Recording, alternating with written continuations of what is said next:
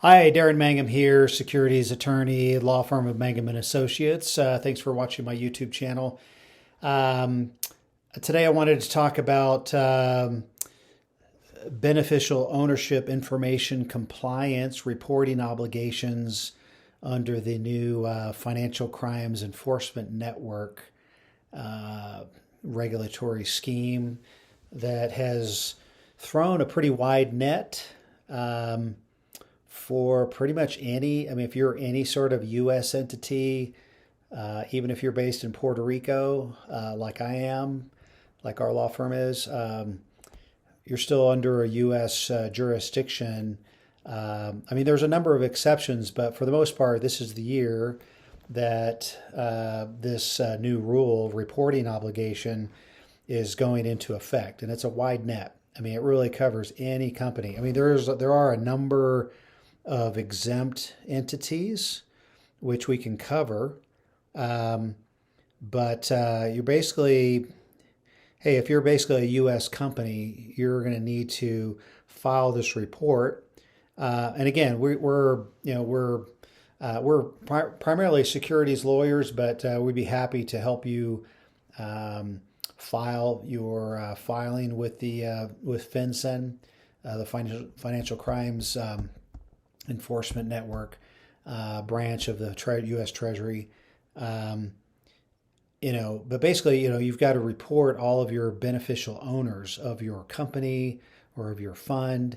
Basically, what does that mean? Anybody that owns either more than 25% equity ownership is number one, or anybody that exerts any sort of is a control person, and that includes any sort of officers, directors, um, people that have that influence, whether through ownership or not, to affect to um, be involved in the financial transactions of that company, or to control that company or direct that company in any way.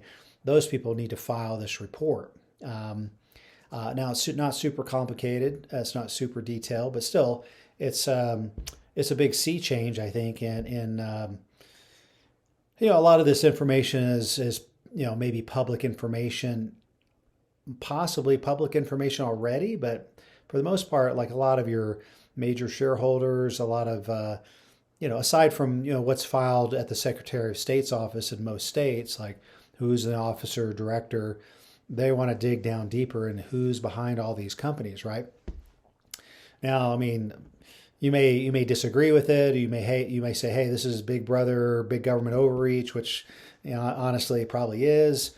But unless somebody challenges and overturns this law or this new rule, by the end of this year, you're going to need to file this report. And so also, you know, we looked at it really closely, and there are a number of exceptions, which include your traditional exempt, like if you're a bank, if you're a broker dealer, if you're already highly regulated in some other way, like through the securities industry, what have you. That's not, you're exempt from filing this report. Why? Because the government already has all that information already through the SEC or through the CFTC or other regulatory agencies, right?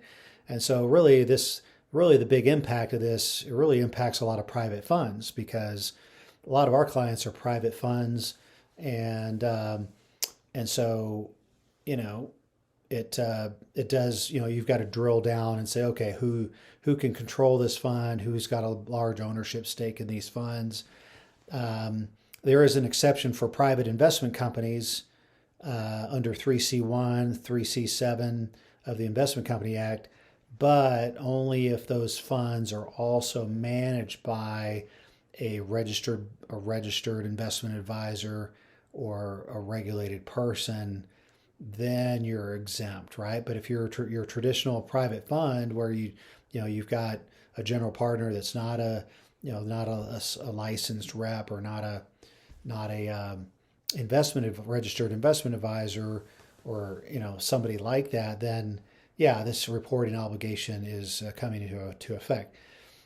Again, it's not a lot of information, but again, it's just another your tax dollars at work. I mean, I'm not saying I'm happy with it. I'm agreeing with it. I'm just saying it's just one of those things where, it's, unless you're 100% offshore, it's just going to be one of those things you're going to have to file and keep in mind in filing.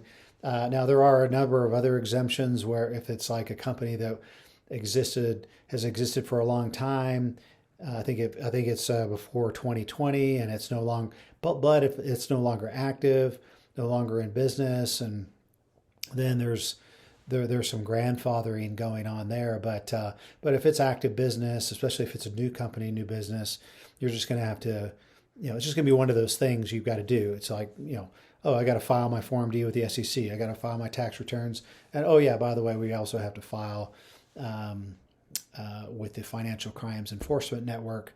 And again, it's just one of those things. So anyway, if we could help you with that in any way or help answer any questions, be glad to send you, if you want to send a direct message or an email, be glad to send you a detailed checklist or a summary of what those filing obligations are. And again, like always, glad to hop on a call and talk about your specific situation. And if there's anything we can do to help, glad to do so. Anyway, again, just one of those things I think not only all of our clients need to be aware of, but if you're an entrepreneur, you're doing business, you should definitely be aware of it if you're not already. So anyway, hopefully this is helpful. Feel free to like, share, and subscribe to this video. And we'll see you on the next one. Thank you.